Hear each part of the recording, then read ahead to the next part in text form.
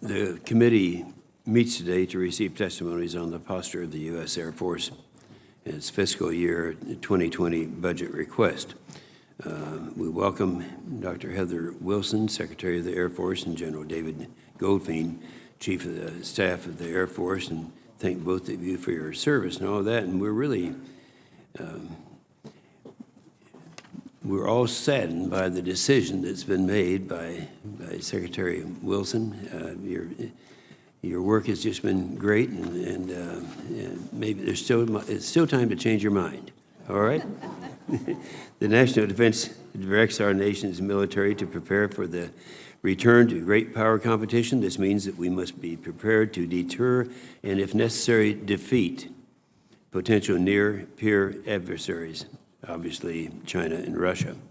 In order for the Air Force to achieve that goal, it must properly be manned and trained and equipped. Unfortunately, as pointed out by the National Defense Strategy Commission, we are still in a readiness and modernization crisis.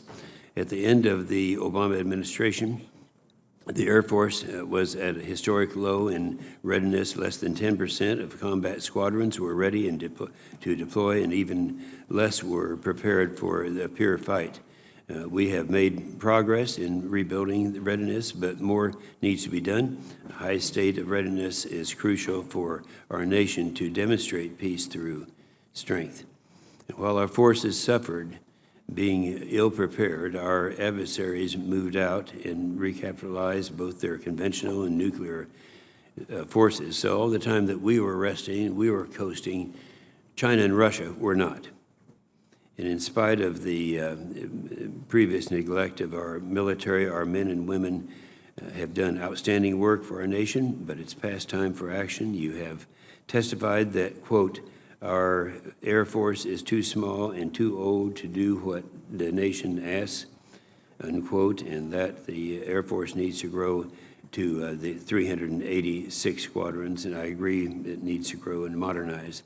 The future of our Air Force readiness and relevance requires both growth and modernization now.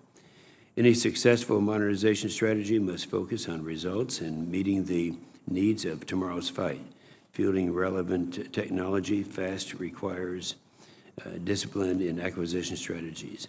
It also requires rapid prototyping and experimentation in order to get modern, reliable, and lethal systems into the hands of our warfighters, and doing so on time and within a allotted budget. So executing this strategy will require an open and transparent dialogue with Congress all the way. We look forward to working with you to make our shared modernization visions a reality and to ensure the Air Force is a fighting force prepared for the more lethal and dynamic battlefields of the future. Senator Reed.